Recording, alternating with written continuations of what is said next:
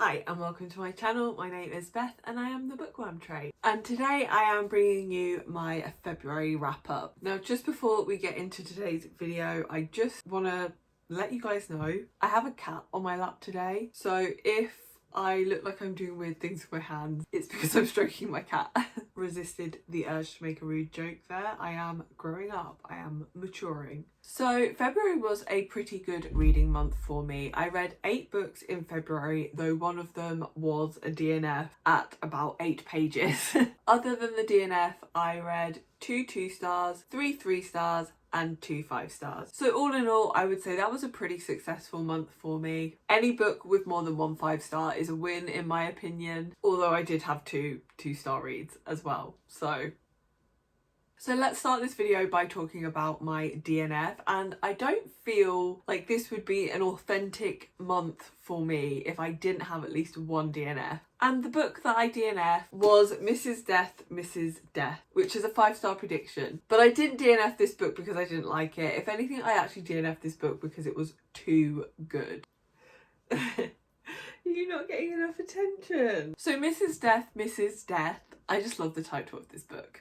Mrs. Death, Mrs. Death is about death. It is Death's memoir written by a guy that she meets called Wolf. I went into this book assuming, for some reason, I'm not sure where I got this from, but I went into this book assuming this was kind of like a humorous look at death, which isn't really the case. At least it wasn't the case for the few pages that I did read. So I only read like 10 pages of this book. The first 10 pages looks at the death of a parent. This is not something that is triggering to me, but I started crying and I just thought this is not the time for me to be reading this book. February was fine in regards to my mental health, but I was having to consciously avoid things that were a little bit triggering because I didn't feel the best, and so I just didn't think this was the right time for this book. That being said, the little that I did read was extremely emotive and absolutely beautifully written,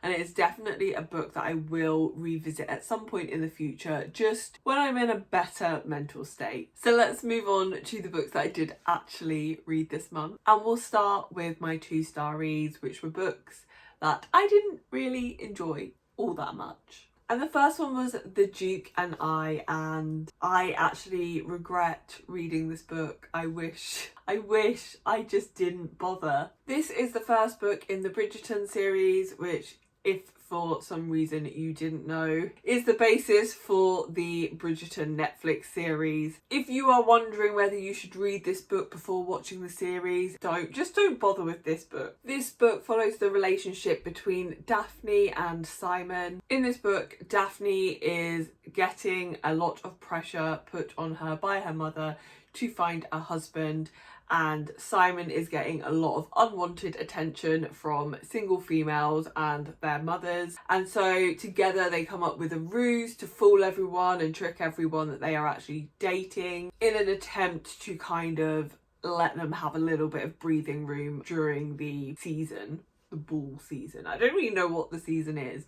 It's just always referenced in Regency era things that it's like the season, the summer season. I don't know. So before I talk about all the things that I hated about this book, I will start off with the one thing that I do think is good in this book, and that is the writing. It is very well written. It's fast paced, it's easy and enjoyable to read, but the story is awful. The story is absolutely awful. Daphne is an incredibly annoying character. She very much feels like every single naughty's heroine. This was written in 2006, so that does make sense. She's very much the typical I'm not like other girls, and it's frustrating.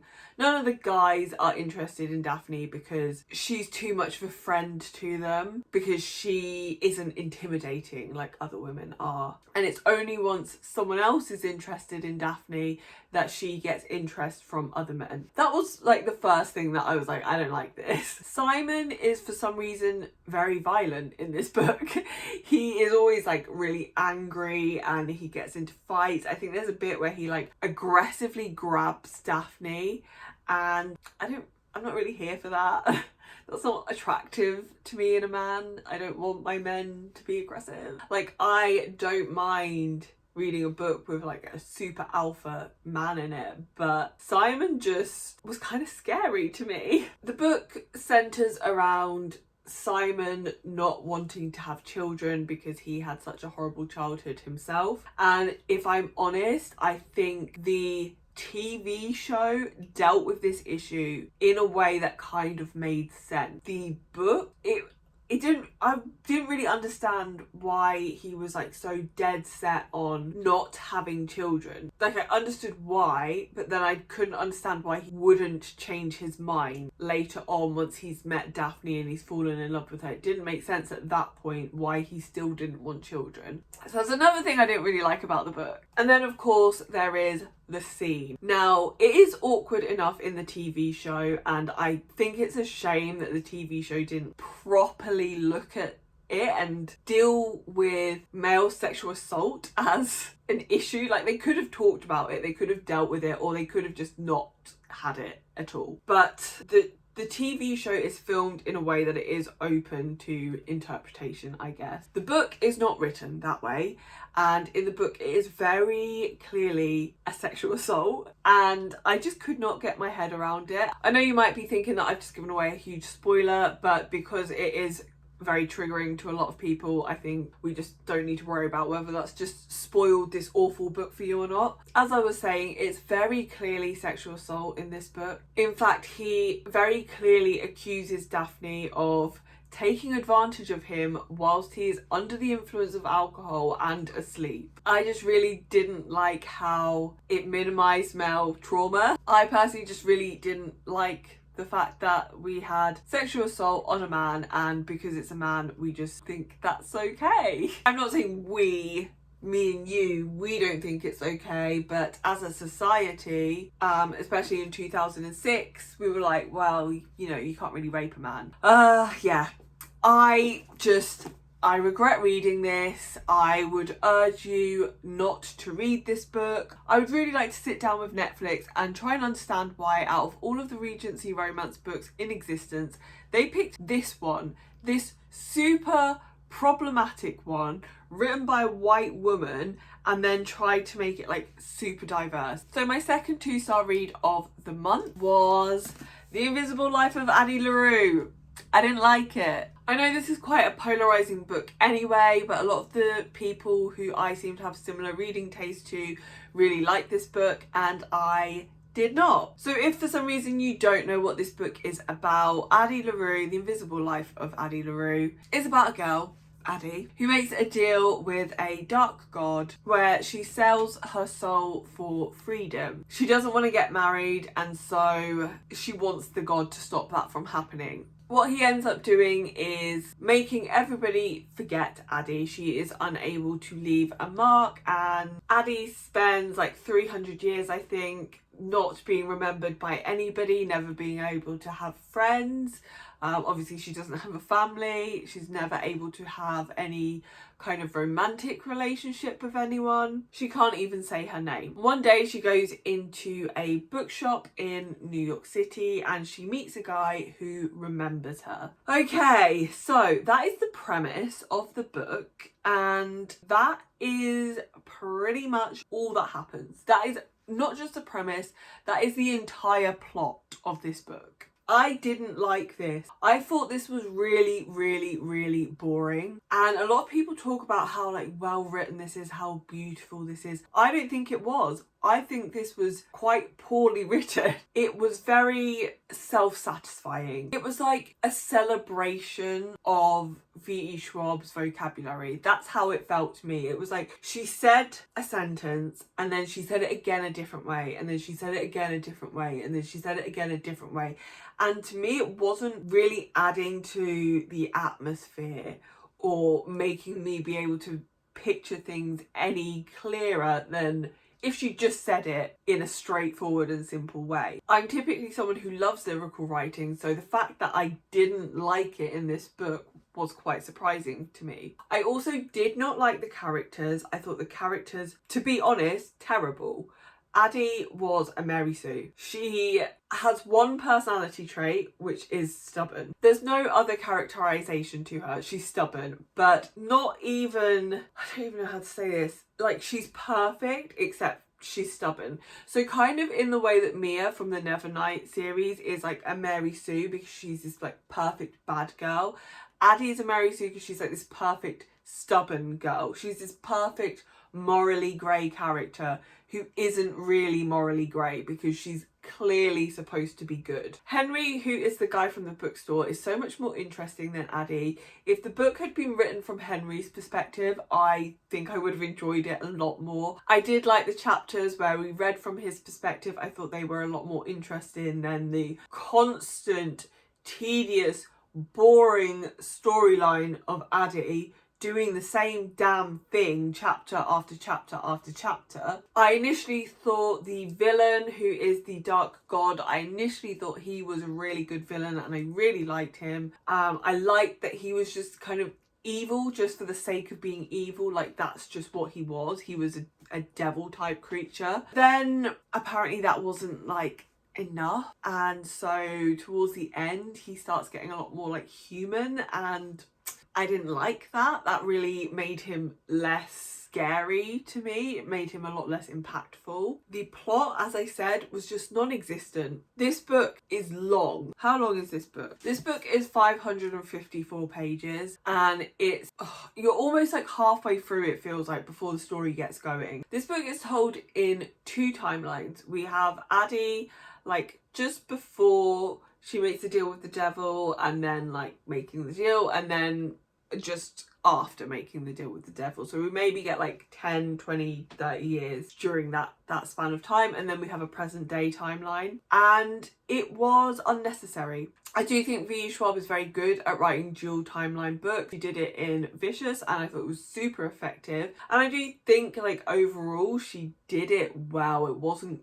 confusing. You were able to easily follow both timelines, but it wasn't necessary because the story in the present was so much more interesting than the story in the past. Because once Addie made this deal with the devil, the chapters were literally either Addie steals something, Addie gets in trouble and she gets saved by the devil, Addie has sex with someone and they forget her. That needs to happen once. So we could have had 3 more chapters with that happening, and then the rest of it could have just been in the present day. I actually think this book would have been a lot better if it had just been written chronologically. For me, this just felt like a book showing off V.E. Schwab's skill. In addition, there are actually a lot of errors in this book. There are editing errors in this book.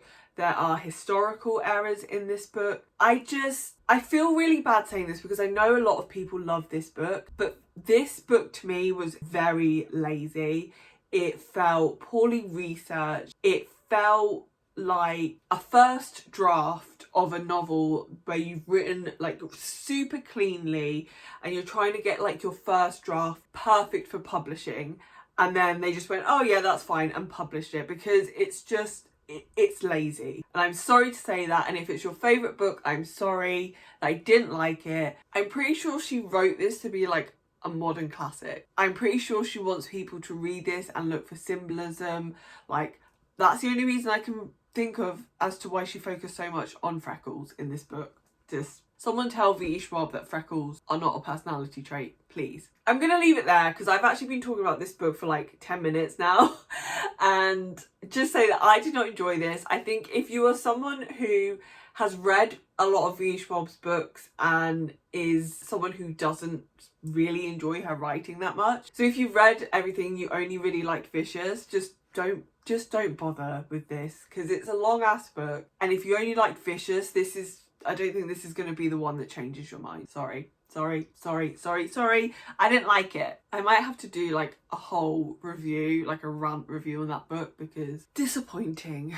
Okay, so let's move on to my 3-star reads. So 3-star reads for me are books that are good. They're okay. I enjoyed them, but I'm not crazy about them. The Invisible Life of Addie LaRue was actually a 3-star read, but I had to revisit it because I didn't like that. And it's not fair to my other 3 stars to rate it the same. So I'm going to start with Queen Takes the Rose by Katie Robert, which is a book that I think I started in December. But I just wasn't really in the mood for it at that point, and so I put it down and just picked it up last month. Queen Takes the Rose is the last book in her Wicked Villains series, and in my opinion was the weakest book in the series as well, which is a shame because it was actually the one I was most excited for. Queen Takes the Rose is the Sleeping Beauty retelling. In this we follow Aurora and Malone. Aurora's mother was the leader of a territory, but Malone took that territory away from her and in the process gravely injured Aurora's mother, and she has been in a coma ever since. The book starts with Aurora deciding to take her mother off life support and then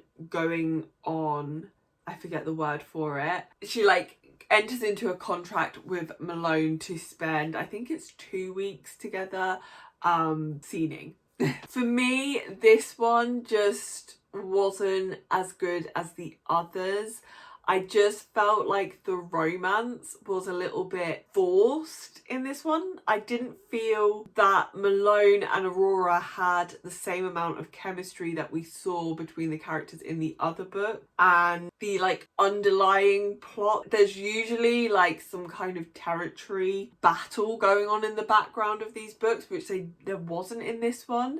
And therefore the subplot aside from the romance felt quite weak as well. The subplot was about Aurora wanting to get revenge, but there was never really any stakes in that because you knew that she was going to fall in love with Malone, and so there was never a chance of her ever taking out her revenge. So for me, there wasn't enough intrigue in this one.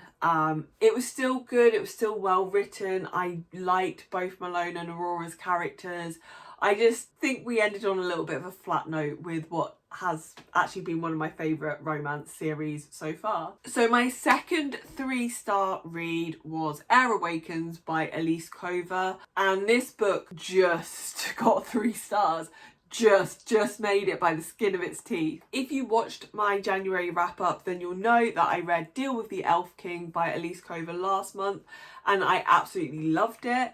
And I wanted to read more of her books, so I decided to start with I can't remember what this series is called. I think it's just called the Awakens series. And this was just a little bit flat again. Similar to Queen Takes Rose, just a little bit flat. In this series, we are following a girl called Vala, who is an elemental magician. She's not a magician. Vala actually has air magic, which had been previously thought to have been extinct. No one's had air magic for a very long time. Plot wise, that is probably about as much as I can say. The plot was not great. It's the first book in a series and it definitely felt like a lot of setup. Sometimes in fantasy romance they are more serialized books instead of standalone books in a series. That's not quite exactly how I mean it, but how can I explain this? Rather than each book in the series being a self-contained story, even if it is a continuation from the book before, they can sometimes be more serialized, so you only get a section of an overall story. And that's definitely what this felt like. I'm not sure if that was intentional, but it was just a setup to what is going to happen later on. So we kind of got to know Vala, we got to know the love interest whose name I can't actually remember, and just understand a little bit about the magic and the politics in the world. So it wasn't particularly interesting. To be honest, it wasn't particularly interesting. Vala herself is not an interesting or particularly likeable character. The prince, her love interest, is definitely a lot more complex than she is. And the magic was kind of meh. It was a bit meh. I probably will still continue with the series because I think it could get a lot better.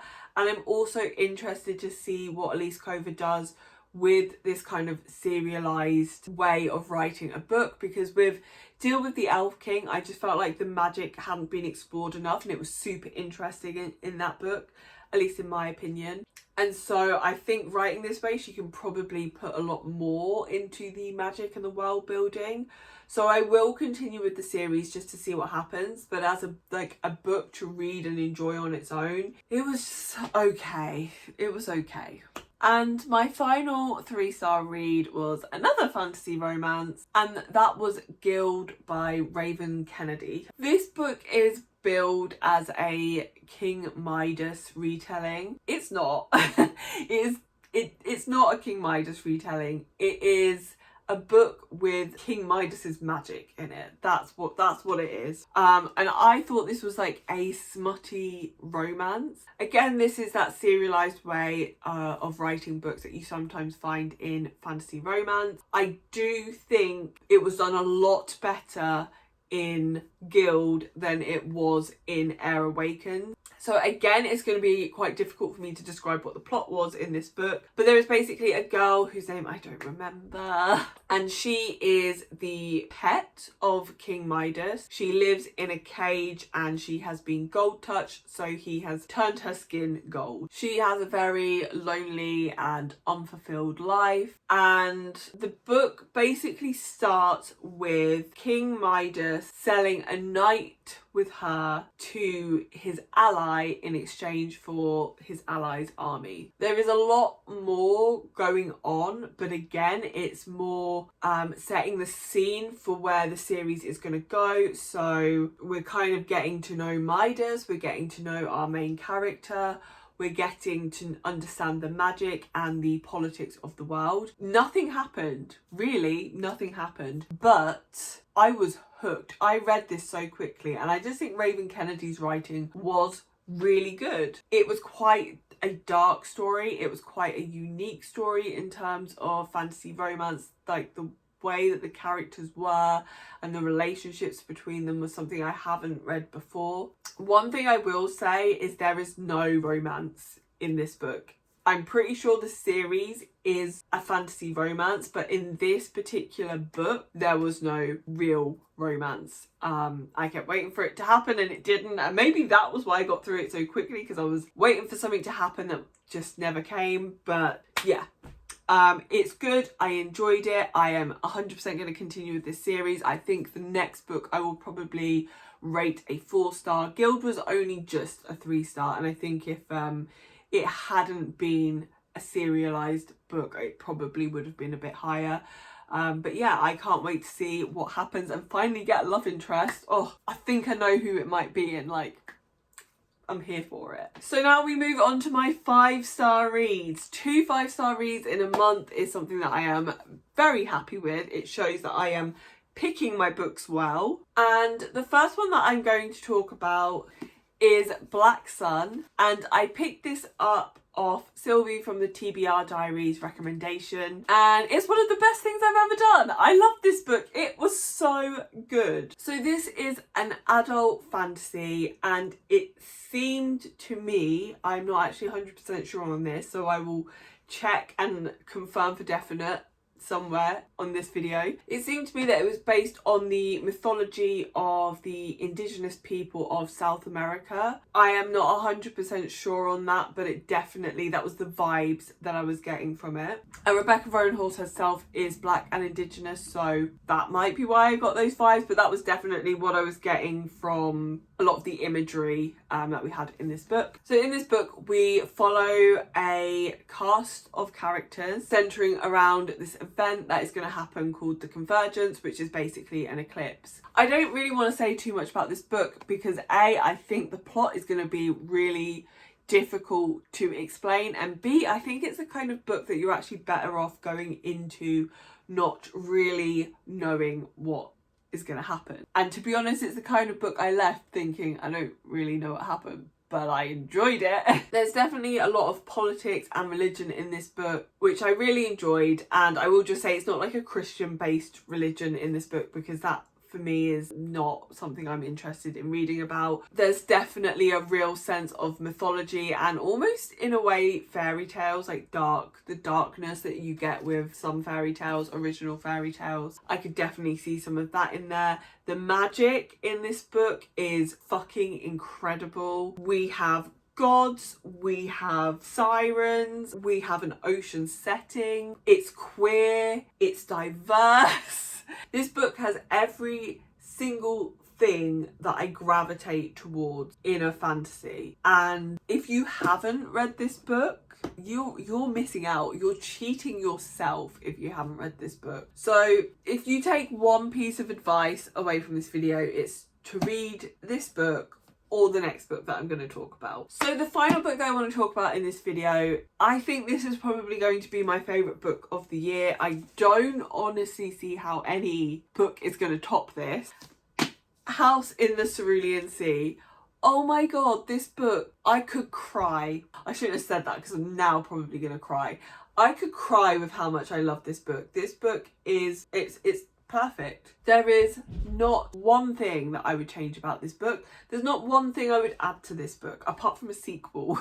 There's nothing missing here. This book is beautiful. The writing is beautiful, the characters are beautiful, the plot is beautiful. I actually don't know if I can talk about this book without just gushing. So this book centres around a character called Linus, who is a social worker for magical children, and he gets sent to an orphanage which has some of the most dangerous magical children in the world, and he's basically asked to write a review on whether this orphanage is successful. This book is about love, loving yourself, loving other people. It's about acceptance. It's about diversity. Oh my god, like that's what I mean about this book being perfect. Like not only is it just so good technically,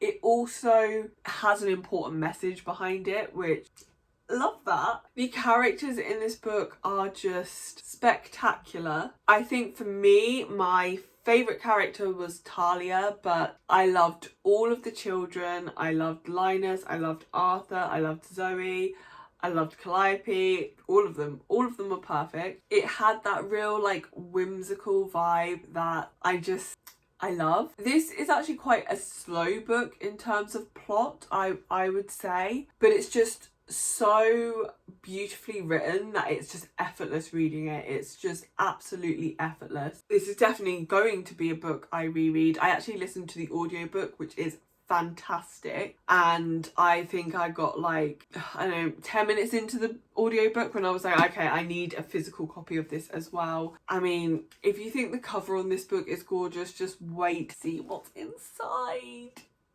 And also, please, can someone find me some fan art of this book that is actually being sold as prints, because I need something. I love this book so much that I would probably hold it in equal esteem to Strange the Dreamer.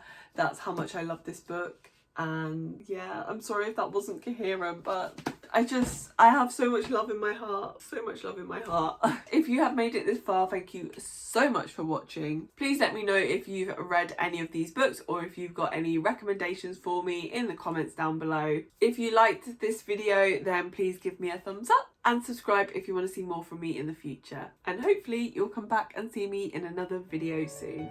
Bye.